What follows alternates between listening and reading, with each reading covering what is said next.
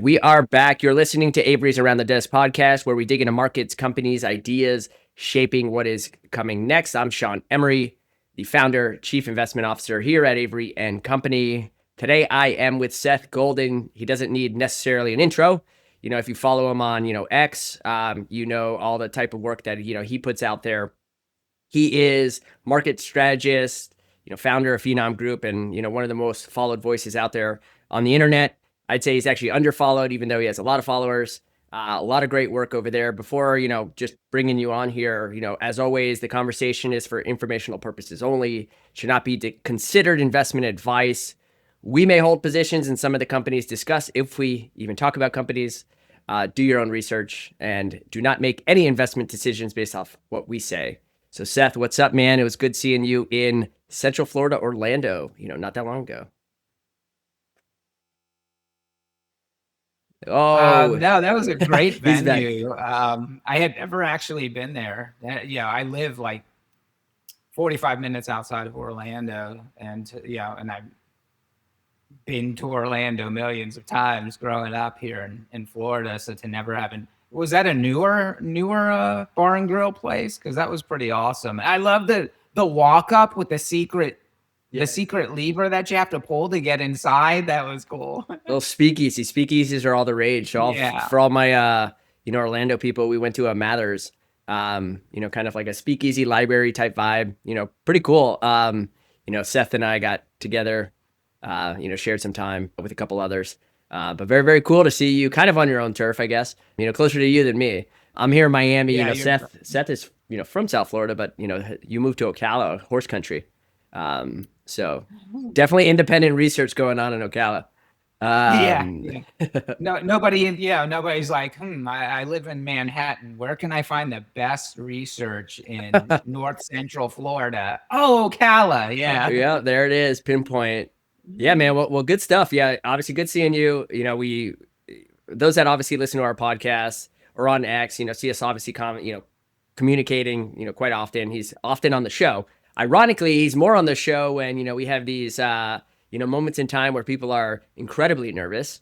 I think, Seth is a good voice of reason. I would say myself and our firm, is a good voice of reason as well. We tend to share similar-ish, ideas. For whatever reason, we tend to go down the same paths. But today, I think what we want to do is go down those paths. We're starting from a different point to some degree, though, and really go down, the state of the economy, but also the state of business and, opportunities, I think, and risks that present themselves. The Fed just cut last week. Since then, rates have gone up a little bit. Not too much in the grand scheme of, life. In theory, they've just kind of been range bound. But in general, we were just talking about mortgages, houses, real estate. I keep flickering here, so if you're watching, don't mind me. But in general, so what's your thoughts? Like, let's start with what the Fed did last week. What were your thoughts on it? Should they have cut more? Did they cut, just enough? Did you think they shouldn't have cut? What's your thoughts? Yeah, so I've had this long-standing view leading up to the recent cut that the economy was stable. We didn't necessarily need a cut. However, at the same time, so you have to look at it through different lenses. Did we need a cut based on economic trends? I would have said no.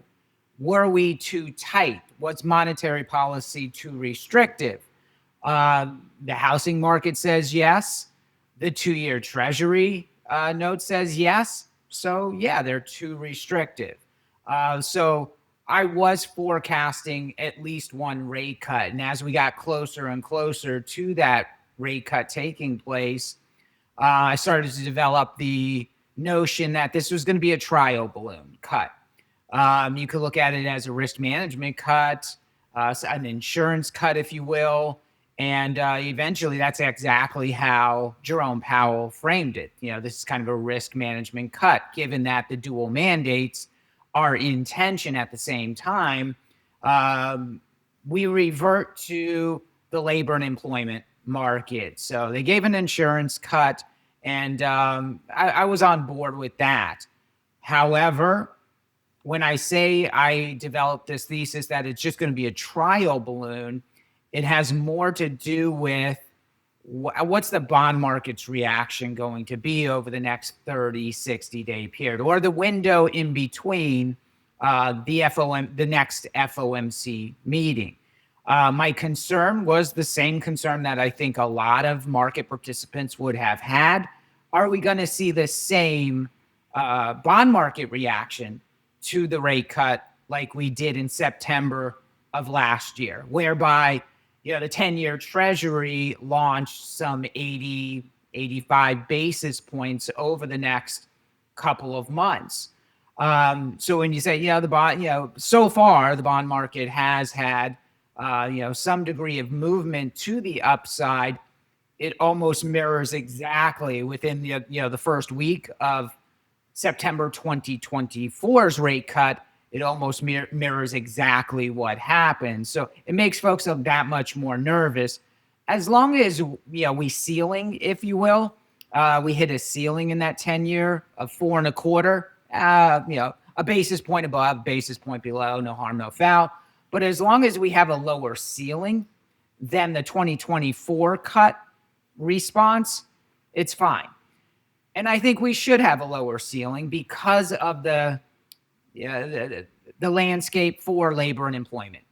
I think that's enough to keep investors in a healthy, nervous position as it pertains to the economy. And that should keep the bond market with a lower ceiling than 2024's rate cut response. Healthy, nervous. I love that. Cautiously optimistic, I think, is the phrase that most people use. So I like the new version of it because I think the other one's played out. In general, like when we look at how much, I guess, weight do you put to some of the more real-time indicators of inflation, and using that as kind of like the bridge to say that the Fed's dual mandate is on one side actually fairly close if you're using Trueflation, or even just supplementing CPI's real estate component with some of the other, real-time indicators, that alone takes you to the low twos.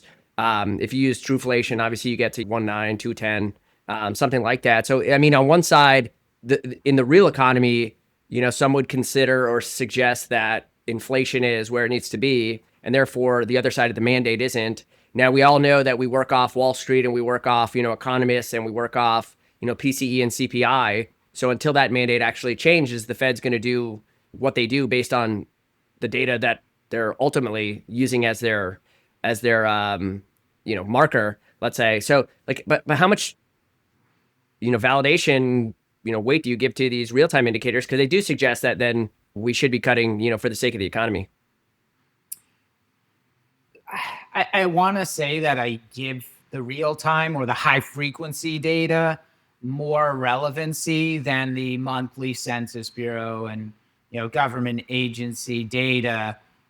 But there's some nuances with the high frequency data that void my ability to do so. So I try to look at them both in the same lens.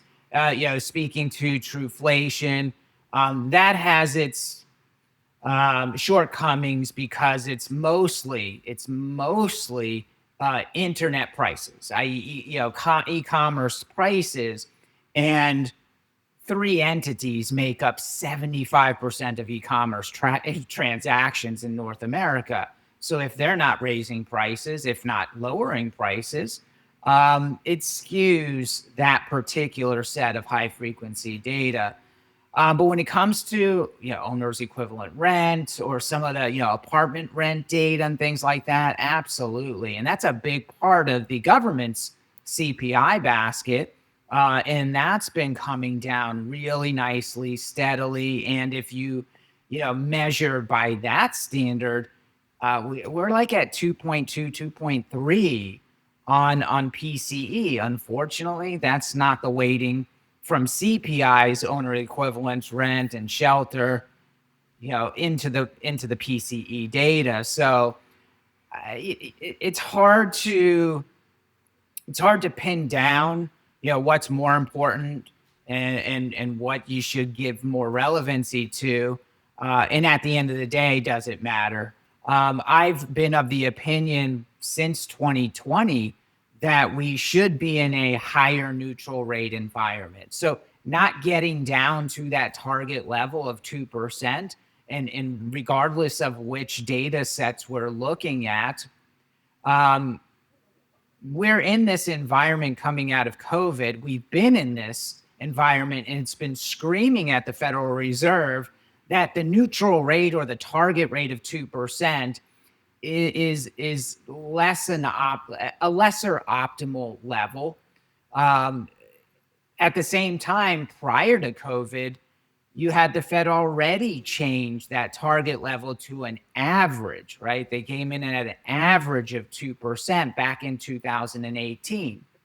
So what's the harm of looking at a higher neutral rate somewhere, around 3%, which is effectively where we are, and thus nullifies the idea that both mandates are in tension, while at the same time recognizing, if not validating, the Fed cutting because of their nervousness around labor and employment.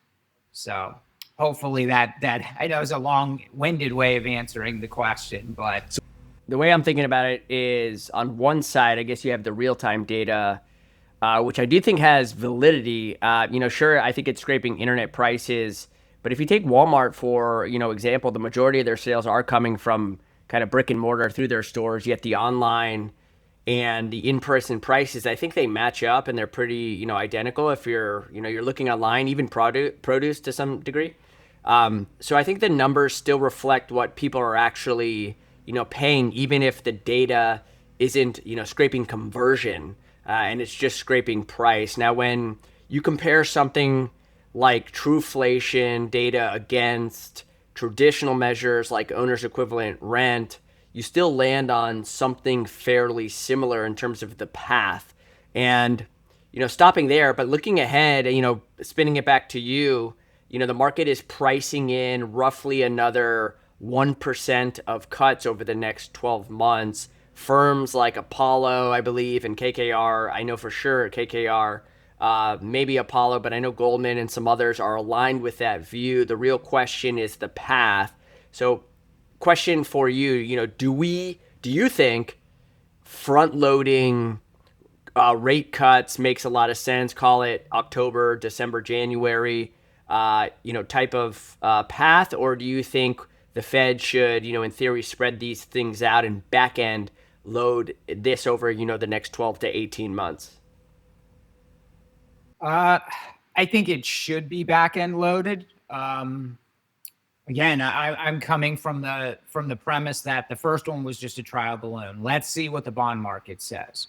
And so when we speak to, the market has already priced it, you can still make the argument that the 2-year Treasury, which is more closely aligned with the Fed fund rate as well as Fed fund futures, yes, that has priced yet at least 2 more 25 basis point cuts. So what I think is that, the Fed is just as uncertain. Every Fed member that has come out since the Fed meeting, shy of Fed President Myron, the supplant, if you will, they're showing their anxiety just over what they did, suggesting that it was just a management cut. You had Bostic say management cut. He used those words. I think it was, I forget, yesterday you had 2 more suggest that it was a management cut, risk management cut. And Austin Goolsbee, wouldn't have been of the opinion that they need a cut, but for the sake of consensus, and that 2-year Treasury gave a cut. So I'm more of the back end loaded. I'm of that view right now. But just like the federal governors and the voting members, every meeting's live. So I don't think it's good practice right now to cement where you think the Fed is going. I mean, the data has been, pretty darn good, whether it was industrial production, jobless claims, PCE data just today coming in very well. So, does the Fed need? We'll probably have a better indication of that with the coming monthly non-farm payroll report data. The way that I've seen the economy and forecasted 2025 economic growth, I didn't think we needed any cuts.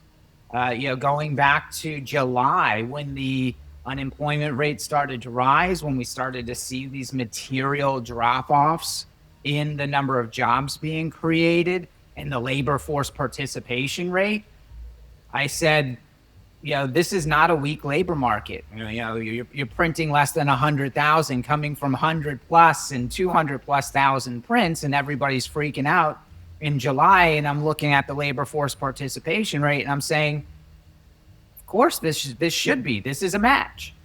Sub 100,000, 75,000 is a match for where the labor force participation rate is going. This is not a weak labor market.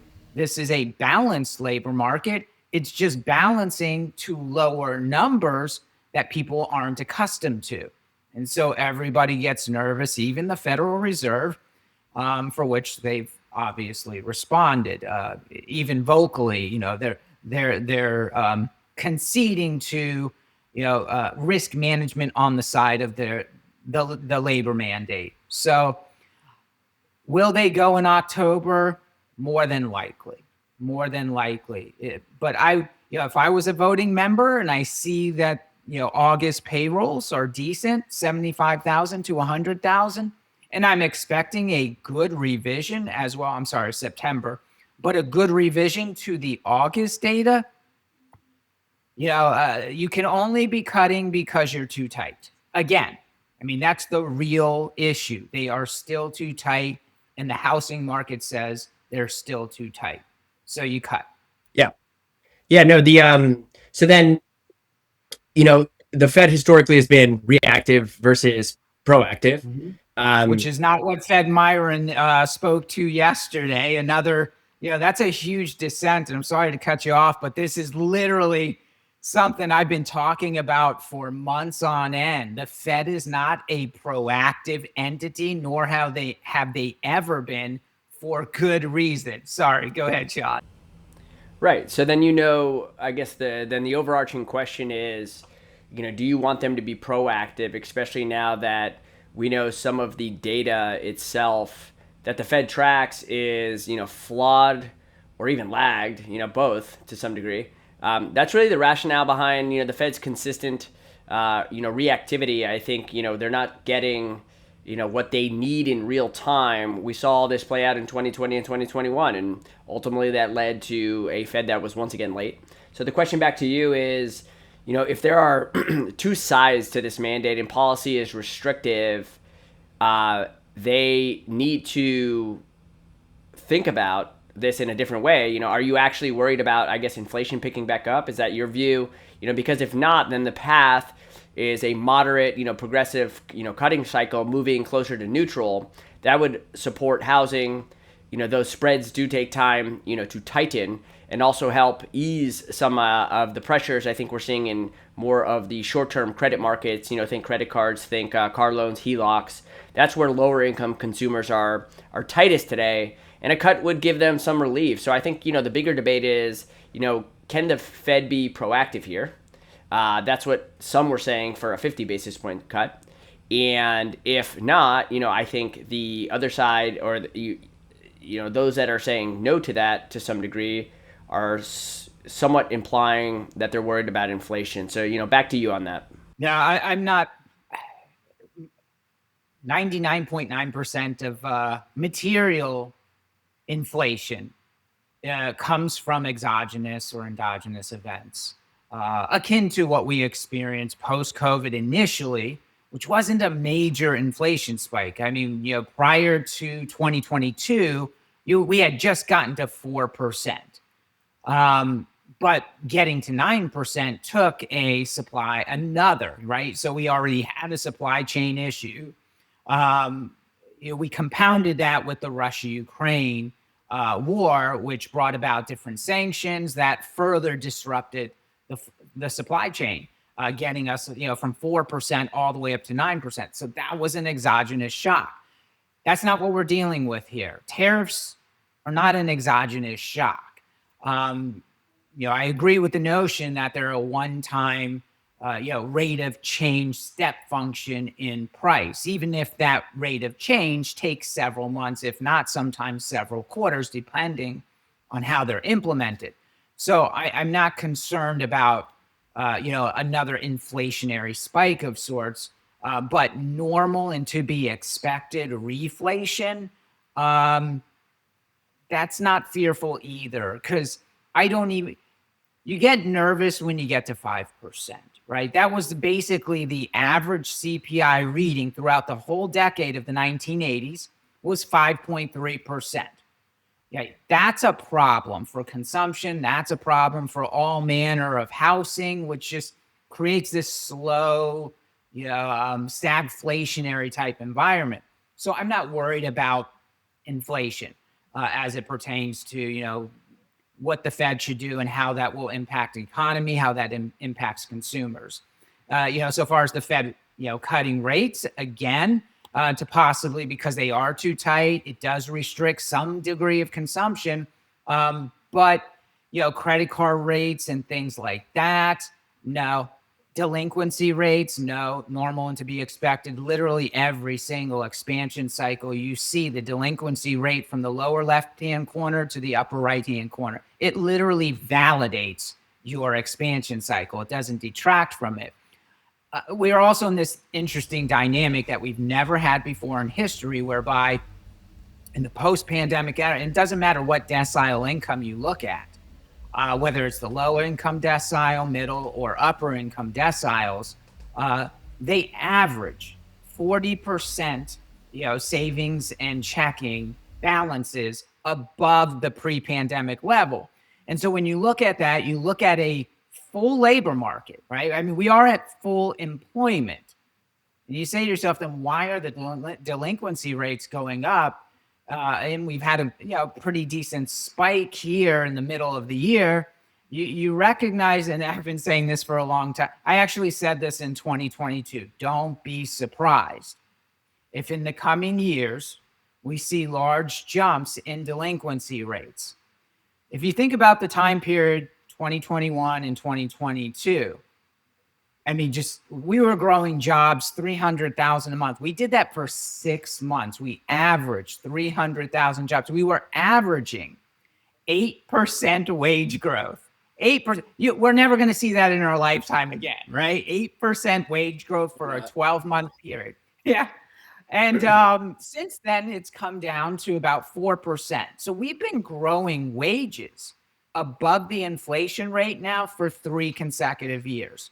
That's more free cash flow for the average consumer. I said, don't be surprised. You're going to see a spike in delinquency rates periodically because of these factors. 1, I already have the job. 2, based on all the homes that were bought post-COVID and through 2022, I already have the car. So I've got the job, I've got the car, what's left? I'm sorry, I got the job, I got the house, what's left? I got the car. So if you got all those 3 things, and we know layoffs, right? They don't want to lay me off. I go to work, I slack off sometimes, they still won't lay me off. And they're still paying me above inflation. And I've got the 3 pillars of my life that I need. 1 second here. Got to plug in my charger. Happens to me. I got the 3 pillars of my life, but I got this pesky credit card bill. Right? Because I took a few vacations, and whatnot. I got this pesky credit card bill. I'm going to do my cost benefits analysis here. My cost benefits analysis says I've already got the house, I've already got the job, and they don't want to lay me off, and I've already got the car. What do I need your credit for? I'll default. So it goes on my credit score for the next 7 years. I don't need another house in the next 7 years. Maybe another car, but got a good job and my wages are above inflation. And I've got 40% checking savings account balance above where I was pre-COVID. So the Fed has all this data. I mean, the household debt and credit, comes out every single quarter. So they know the whys. This is normal to be expected when you have a consumer with the best balance sheet that they had since the 1970s.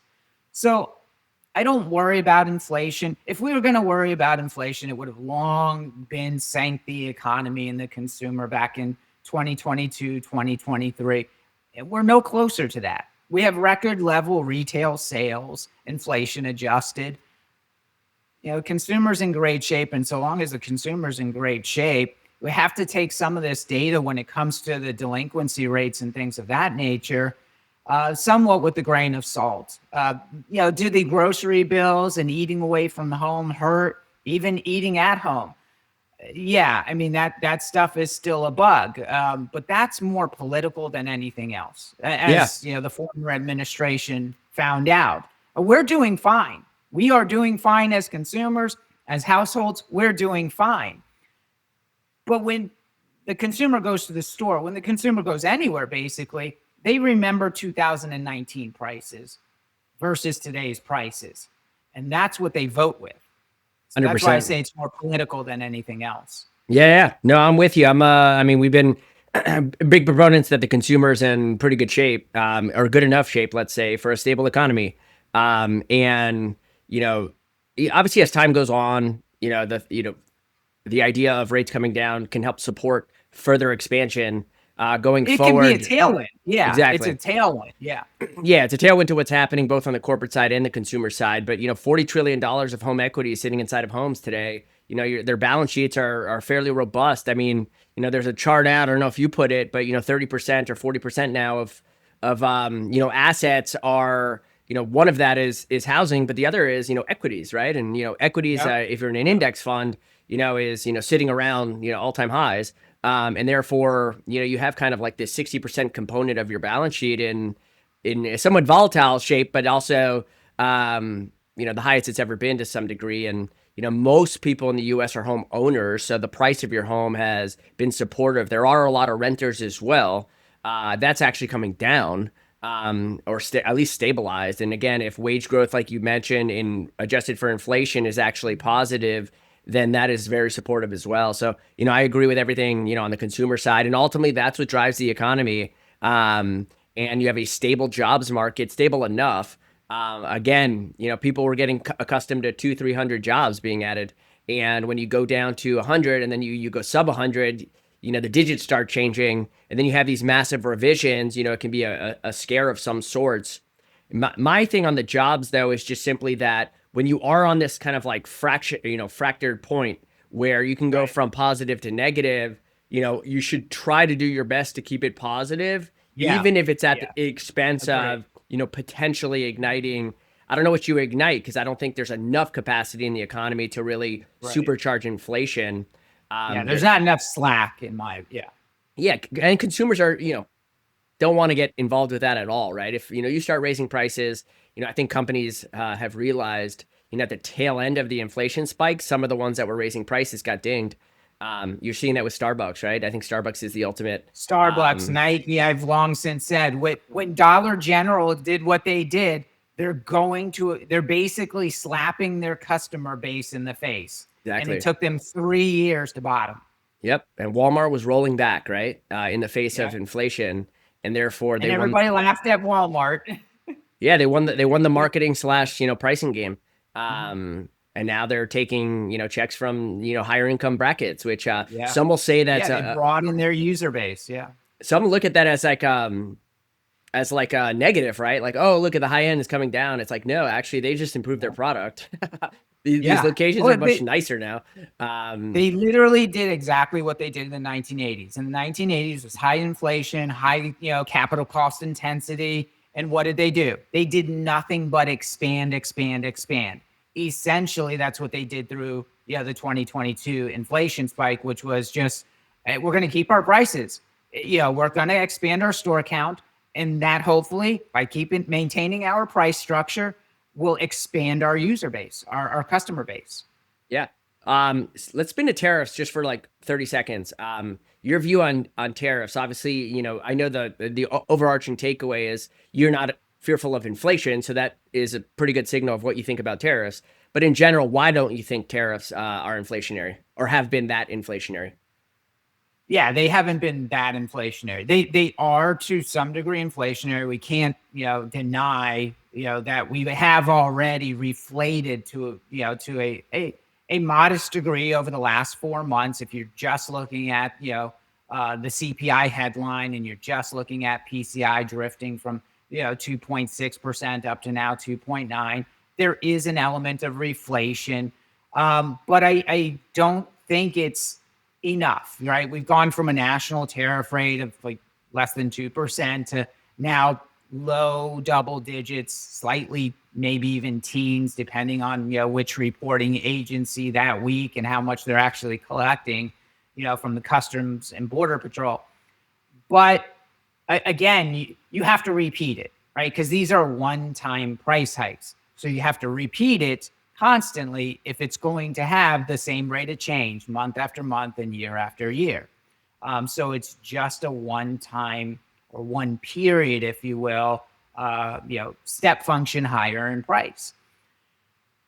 I'm more concerned myself when it comes to tariffs, how that presents the American economy and fiscal policy on the global stage. That's what concerns me more. If you combine tariffs with where we are, just thinking about where we are in the labor market, you do have this kind of push and pull situation that you hope resolves sooner rather than later, right? So if we've rebalanced the labor market to a lower level, and we're just starting to see the impacts of tariffs in the economy, flow through price, it makes you wonder, where is the exact tailwind for the labor market? Because we're not going to get it from price structure, i.e. tariffs and the new, higher price structure regime that we're in. So what does that do to the labor market going down the road? So while I'm okay with a balanced labor market, I also have to recognize that at some point, like what the customers have said to Starbucks, like what the customers have said to Dollar General, like what they've said to a lot of these middle income, consumer spend retail places, Kava, Chipotle Mexican Grill, right? They're not McDonald's. That middle income consumer speaks, and it's just a matter of when that has trickled down effect. So as it pertains to tariffs and where the middle income consumer has already spoken quite loudly to these, businesses that have hiked their prices for, a number of years now, that makes me nervous because, it's a big, the middle income is a big part of the economy. And if they're not spending, that'll impact total retail sales, total consumer spending data. And at some point, we go from not hiring, if we can't generate year over year sales growth, to layoffs. So we're kind of in this window where that's why I say something has to give. Either the consumer is that strong, the balance sheet is that strong, they can suffer this through that window until we get the tax incentives, from our tax returns and everything in the first quarter of next year, or they're not. At the end of the day, I err on the side of positivity and what I see in the trending data and a belief in both the corporate balance sheets as well as the consumer balance sheets. Again, it didn't disrupt them at 9% inflation. I don't see why it's going to disrupt them with these tariffs going in. Look, the consumer's balance sheet is so strong. Sure, they're not buying houses to the extent that they had been, but they're buying everything else. Maybe they won't go on trips this month, but they're buying more crap from Walmart, or they're buying more stuff on Amazon. So I don't think these tariffs, the consumer is basically said to tariffs, okay, if coffee bean prices are going up that much and Starbucks' prices are this much, I'm not going to Starbucks. that just gives me more money to go buy a coffee maker for me to make at home, or go to Dutch Bros where it's a little bit better. Right. So the Yeah, consumer is yeah. in such good shape. I don't worry about inflation from tariffs, and they're savvy. They went through my last word on this.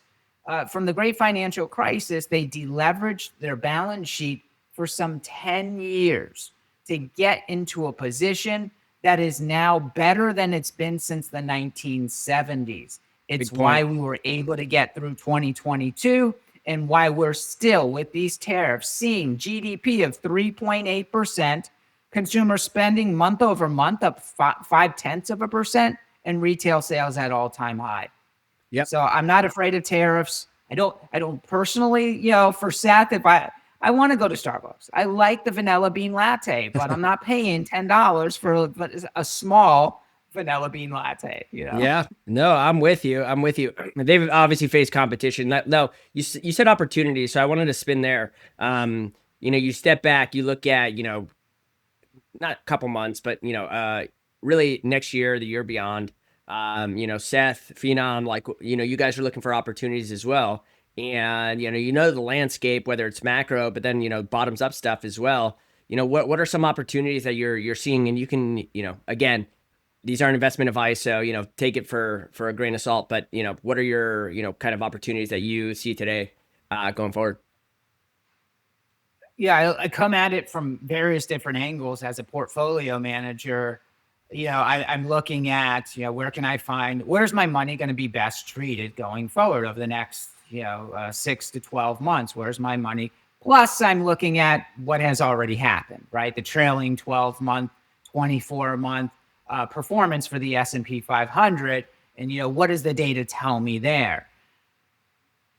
I was literally just talking about this with Finom Group investors and traders this morning, seeing the reaction to Costco. You want to talk about a lower left-hand corner to upper right-hand corner in perpetuity and always. There's a stock that is nothing but that. And every time the stock has corrected and or participated in some kind of broader bear market situation, the stock has rebounded to new all-time highs.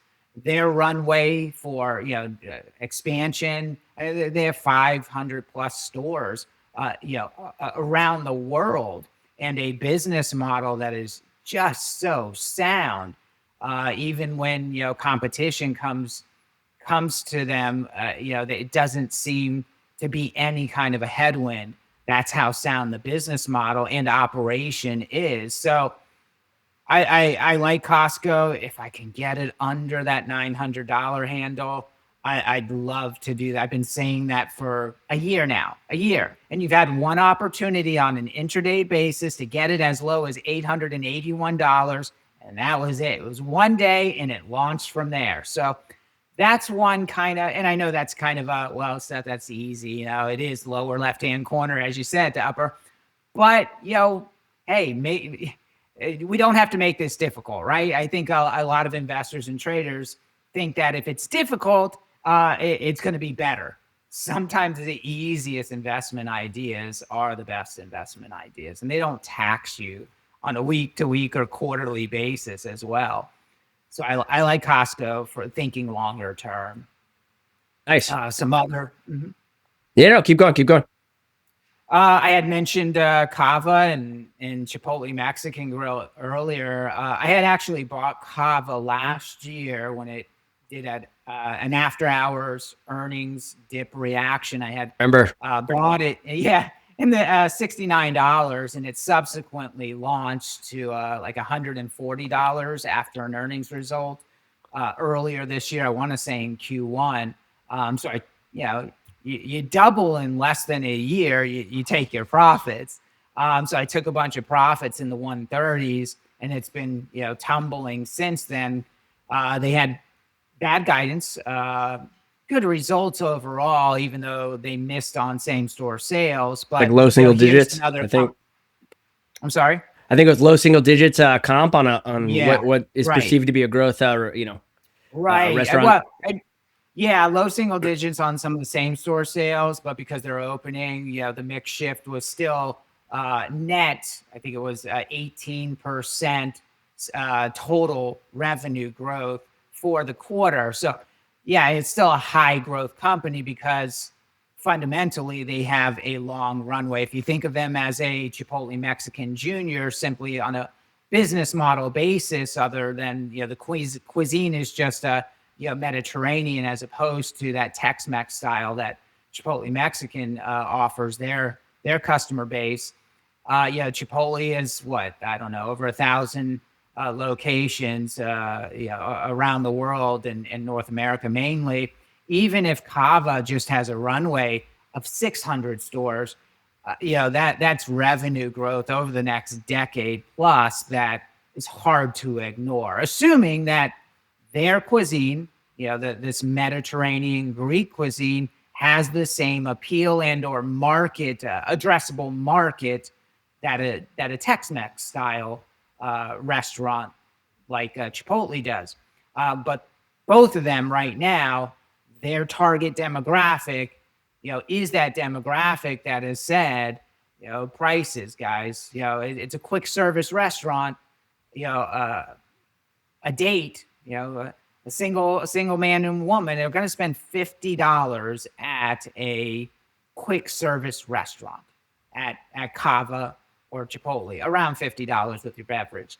That's where that middle income showed itself in both Chipotle's results as well as Kava's. So, I think this is a hiccup there. I think they'll do some things, some innovative things on pricing, if not sourcing, so that they, don't lose that margin aspect while continuing to expand and open up new locations. So I see a long runway there. I'm contented with, selling in the 130s a portion of my long-term investment and being able to, repurchase shares back to where I originally took a stake in the company. So I like Kava longer term as well. And so far sectors, maybe. I like financials, but I'm not in them yet. If you believe that the Fed is going to cut rates, if you believe in this nervousness or a growth scare, that folks have, fashioned narratives around the labor data lately. We have a lid on that 10-year yield.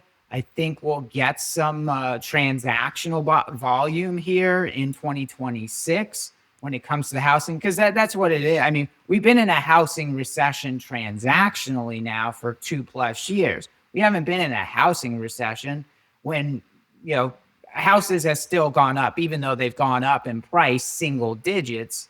But it's been a transactional recession.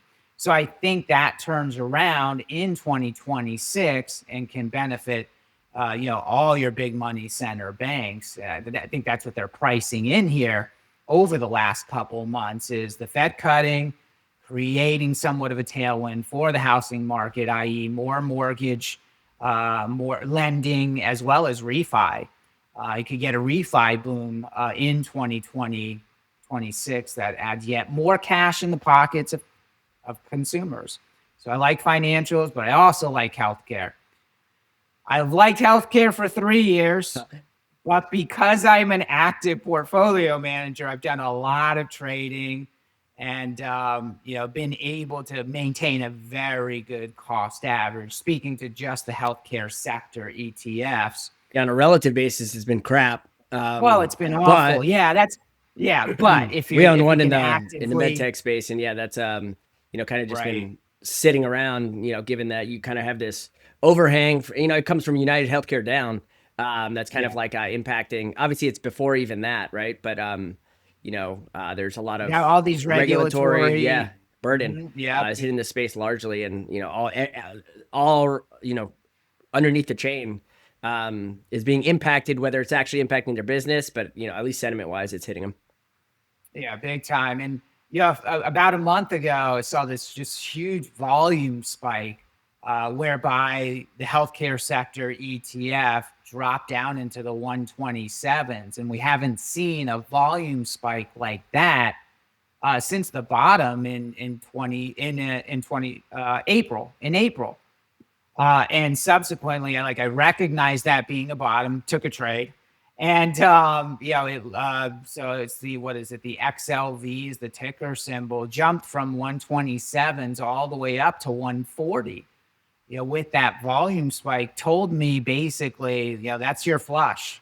That's everybody basically jumping ship, and probably a good opportunity on an absolute valuation basis.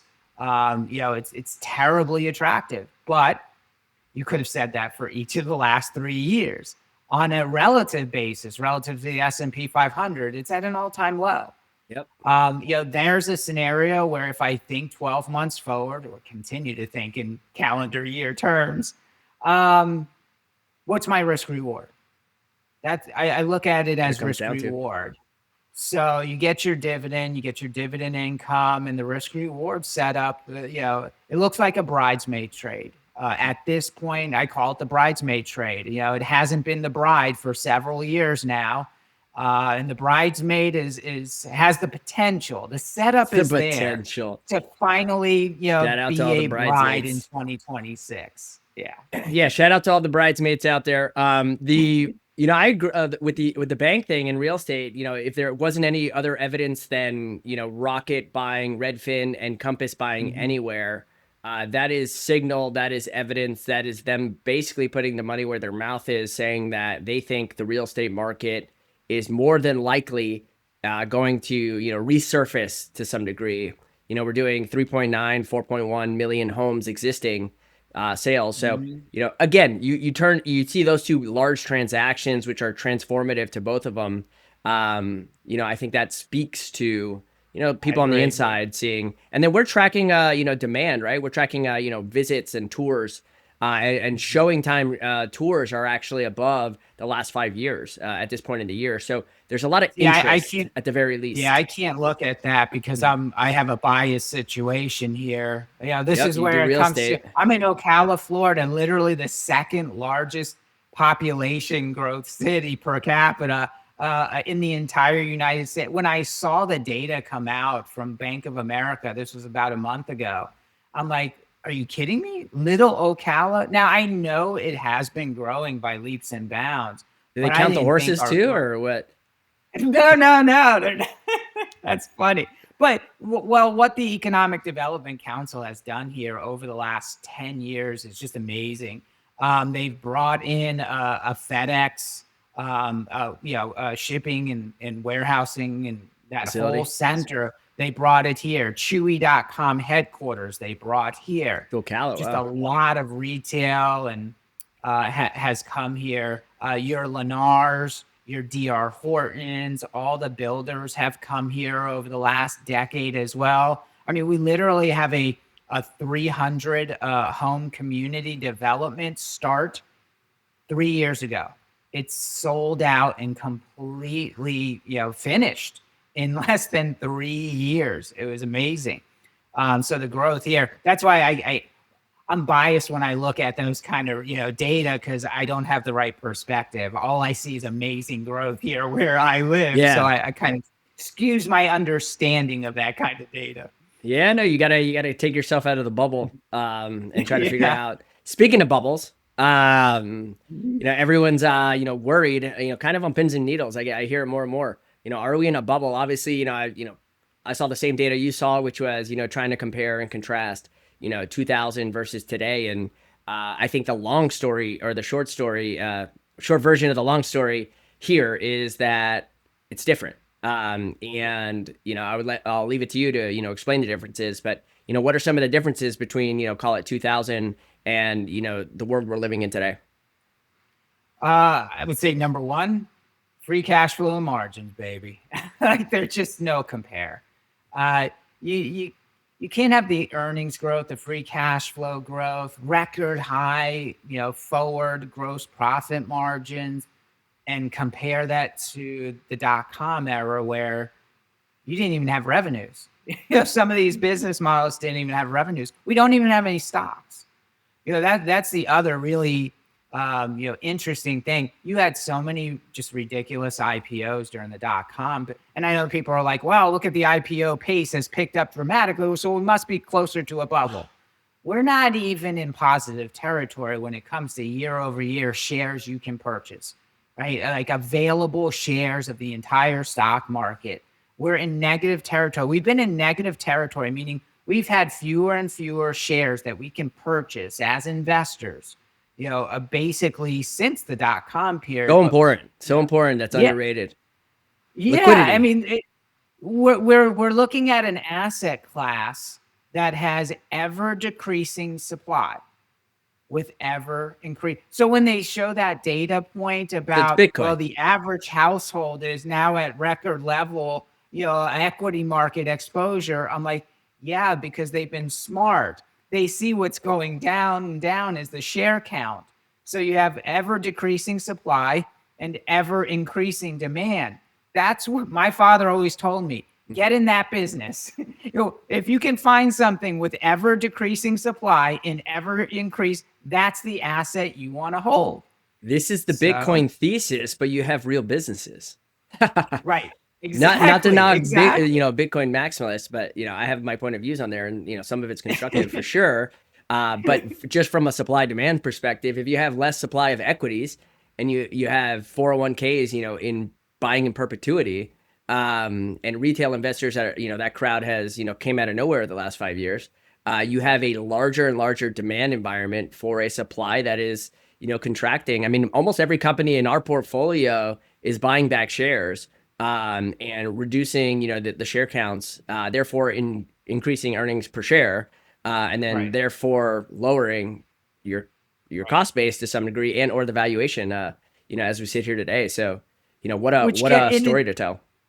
yeah, in and of itself, that always has a negative. People always look at share buyback or repurchase programs through the negative connotation, because they think, well, that's just their way of whitewashing poor operating results. But if you Well, look at it on the whole, yeah, since 2010, share repurchases only account for about 3%, 3 to 5% of the S&P 500 returns. It's nothing. It's actual profits is what drives the market.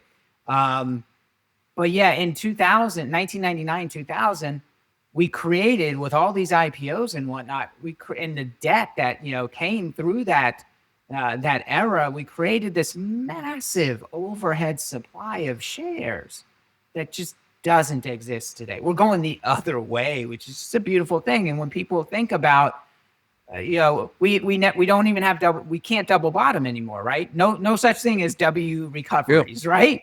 No, when you don't have the shares, people, I mean, they got to get in when the getting in's good. So all you get are V-shaped recoveries. Every recovery is a V-shaped recovery. Why has the market been so resilient since 2010? We've had only 2 years where the share count has gone higher on a year-over-year basis, and that was 2020. That was COVID. Like, that's it. So that's a major reason that's one of the major variables distinguishing today's AI cycle versus the .com cycle. Some others are just price trend, very basic price trend. If you look at the 3-year trailing average of the S&P, or more appropriately, probably the NASDAQ, you're looking at half of the gains, almost exactly half of the gains over that trailing 3-year period in this 23 to present day versus 1997 to 2000. Half of it. If this is a bubble, we have to redefine what a bubble is. So, that's another way that I look at it. Price is not validating it's a bubble. Free cash flow is saying, no, this is just genuine operating strength. And just the difference in the market structure, the float, the outstanding float, and the instrumentation. I mean, you get bubbles when you don't have instruments as well. I mean, if everybody's got a funnel into this one asset class, in this one stock, or what have you, it can create a bubble. Nowadays, we have, you name the ETF you want, we got it. Yeah, So there's the more ETFs than instrumentation, stocks, right? right? So I just don't get me wrong. There can be bubble stocks. I would say, if That's what we I was going get to down to caveat. yeah, if we get down to a really basic level, are there individual bubble stocks out there? Yeah, I can't.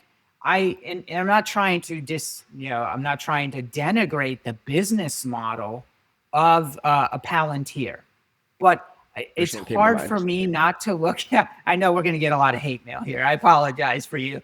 Great company, great And look, company. if if you're in Palantir, folks, you did quite well. But as I often say, when it comes to these parabolic moves, and parabolic, just like bubble, they have definitions. There are defined characteristics that let you know if you're in a parabolic stock or in a bubble market environment. When it comes to Palantir, it checks all the boxes so far as a parabolic stock.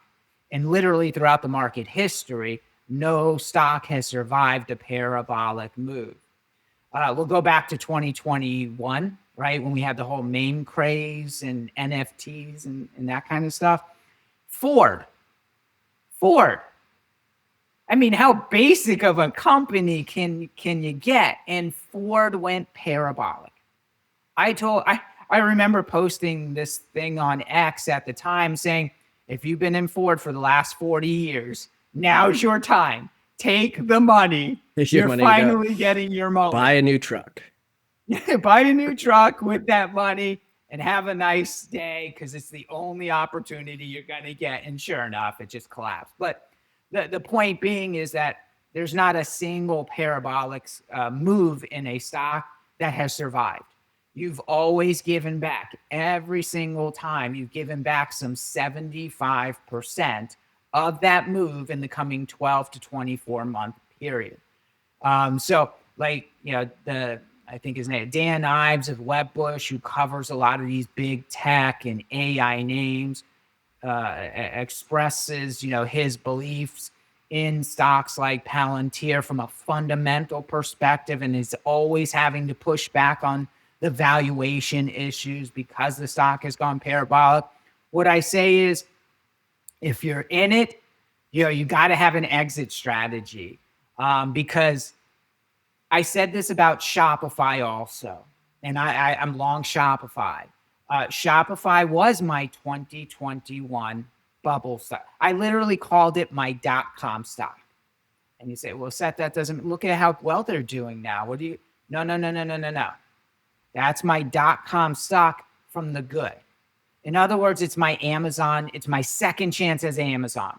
I mean, don't you wish you bought Amazon during the .com period, right? So this is your second chance on Amazon, except what had to happen to Amazon first? It had to blow up.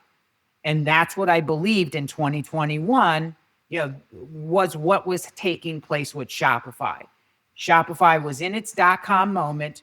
Wait for it, wait for it, wait for it. Boom, here's 2022. The stock had just blown up. For And sure. so that was the opportunity to pounce on it, which I did. And kind of dovetails into why I have expressed interest also in Kava. This is your Chipotle Mexican grill, second opportunity with just a different company. So I believe that Shopify was going to turn into an Amazon stock, but you had to wait for it to blow up. So it had its parabolic move in 2021. It blew up in 2022. Palantir has its parabolic move here over the last 12 months. No parabolic move in the market has ever survived. I'm with you. I think it's more educational than anything. It's the fundamentals can be strong, the valuation can be excessive, and you could be right at the same time. You go back to Cisco, right? I like to bring that up. In 1999, 2000. You just got back to those levels 20 something odd years later. And Right. therefore, your thesis was right. Cisco was going to be a great, great company. Yet your valuation and starting Pulled forward valuation so much. Yeah. was wrong, and therefore, you didn't make much money. So the question is can you find these, secular winners that are going to be here for the rest of time and try to, take advantage of those moments when, they get hit hard. The question is, when the dust settles, how long does it take for the dust to settle to then reinvigorate Right. the story, the narrative, the sentiment, because at that point in time, a lot of people got washed out, and therefore, we know human sentiment is once you get hit once, you don't look at that thing again. You're like, I'm out. I think we're seeing that with a company like Zoom, right, which is starting to get its legs Mhm. back. And Yeah. something, full disclosure, we're investors there, but it's a very similar story where we saw it ride all the way up. We thought it was going to be pretty transformative to the way we all work and play. And now they have 2 and 3 legs to their story, which one of them has to be AI, but their phone and their contact center and all of that is reinvigorating growth once again. And potentially no guarantees, but we think this is a good story in general. With that, I'm gonna look, before we wrap up, risks. I wanted to make sure we touched on risks, and we kind of just touched on it there with some of the bubble talk. Is that a risk? Is there other risks? What is really keeping you up at night? Where um, something that you're actively Right. either looking at or you think is potentially on the horizon that could influence negatively to the consumer in theory, the businesses, to margins, to anything like that. I guess what all things created equally, this economy is in a lot of the economists have said this before, if not strategists. We're in the sweet spot. We're in a sweet spot where Feels we're like it. showing we're showing such resilience um, economically, and yet we have a major Q1 tailwind that you can only imagine what that's going to provide. Most people don't even So know. I generally concern myself with, in the same way we talked about some of these bubble stocks not fully being able to quantify how much of the forward strength we're pulling forward. Right. So that, I think, when we talk about multiples, right? We're trading at X the .com period, the highest forward multiple in history. So that makes me nervous. But I know the mechanics about when it comes to price to earnings or price to sales. But me knowing that doesn't, I don't dictate Wall Street orders. I don't dictate fund flows. So just because I might have the right thesis, that we may be pulling too much forward at the end of this year, trailing 3-year returns, double digits, double digits, double digits. And we've only done 4 years consecutively of double digit returns one other time. That's not the best setup going into what is also a terrible 4-year presidential cycle year, which is the midterm election year. Right? Midterm election years are the worst of a 4-year presidential cycle. And that all is before some of the volatility in fiscal policy or the White House administration, right? We seem to find something new in the headlines or being preempted in the way of fiscal policy, month after month after month. So that's a risk. That's a risk that business spending may not be as robust, even with the incentives, because we haven't seen en masse the economy, right? We haven't seen the economy push back on fiscal policy initiatives to date. So I don't know if that happens, if things get too volatile when it comes to fiscal policy, if business spending will curtail, any more, in 2026. So I think those are risks to the economy, which would otherwise be also risks to the market. And is the AI build out going to deliver a meaningful ROI in the coming year, right? Because we've been in this build out, we've been in this CapEx spending cycle for now 24 months, it'll be 24 months, whereby the ROI is very limited, and everybody's accepted that because of all the wild numbers that are being thrown about.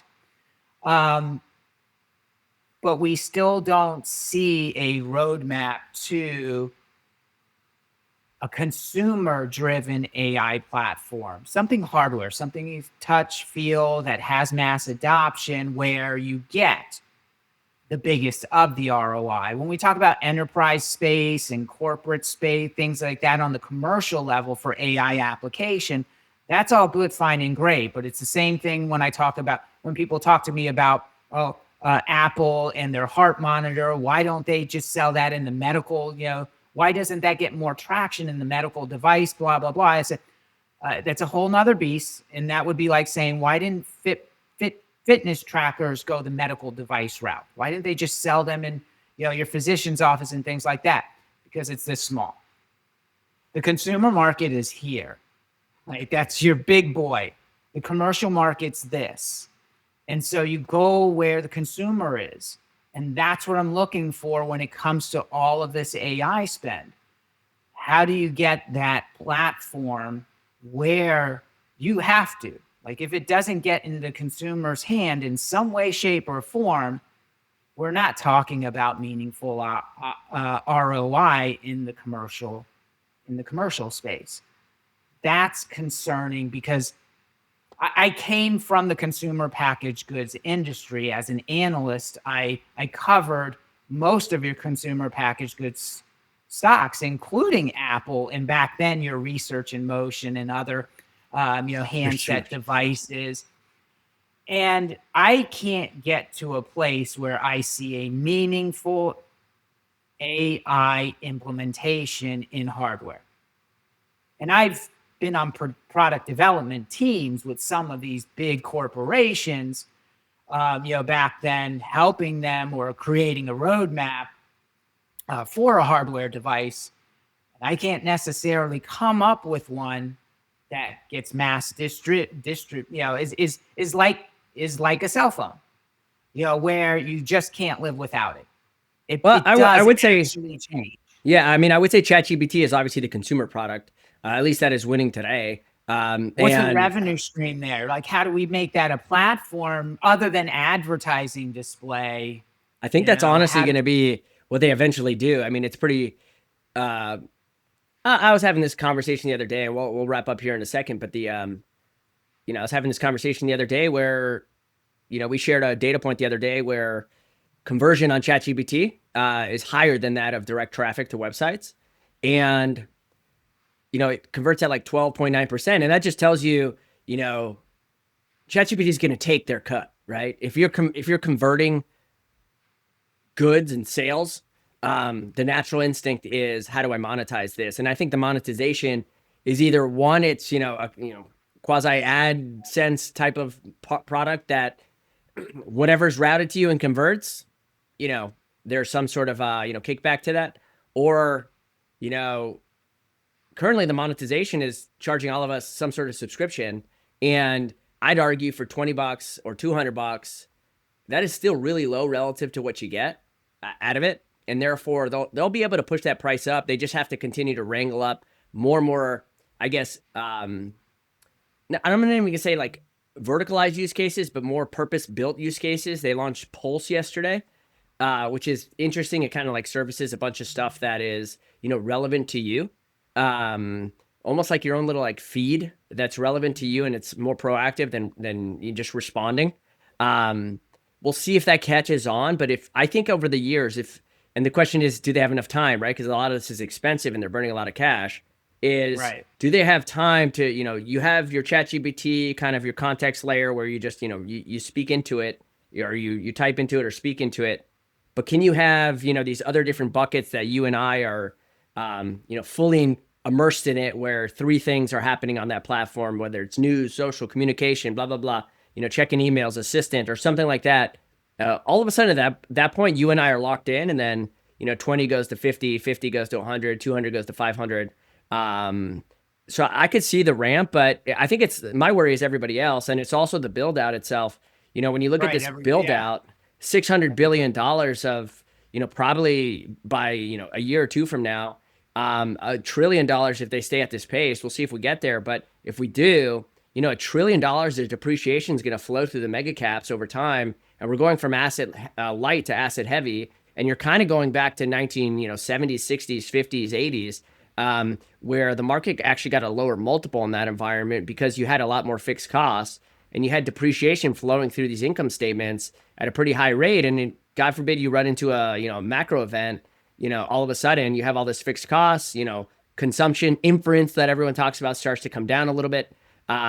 Look, we're probably still years away from that, but the second the market starts to sniff at depreciation accelerating while revenue potentially decelerating, I think that's the point where people start to get concerned at the mega cap level. I still think small caps, trading in that 22 percentile of historical valuations, mid caps in the 33 percentile. I think that's where you want to play around in. But back to your healthcare story is, it's kind of been lagging, for quite some time. And, the question is what's going to, be that catalyst? And all the points you made to next year, tax refunds, some of the more economic oriented stuff with jobs and rates, all that is catalyst to, small mid caps. The question is, when do you get that ignition? We got two here in the last 2 months, right? Jackson Hole. Yeah. And then, not that long ago where, portfolios in small mid caps were up, 6-7%. But so it shows you what the market wants to do when it believes that the next story is kind of this broadening slash, mega cap to everybody else. Follow through. Yeah. And the question is, can you get this sustainable where you flip back to small mid caps trading at a premium? Time will tell. But anyways, Seth Golden, we could talk forever. Thank you, I'm going to have to see you again. I'll be in Orlando in a little bit. And maybe we get back together, have some dinner or something. But anyways, Absolutely. Good seeing you. I know, if anyone wants to follow you, on X, Seth Golden, your website, I think it's finomgroup.com or finom.com. Yep. Go check his stuff out. I'll put it all in the show notes to make sure it's there. But if you don't follow him, make sure you follow him. He's one of the better follows online. With that, I'll let you get back to, business. Thank and, you, have a Sean. good weekend, man. You too. Thank you.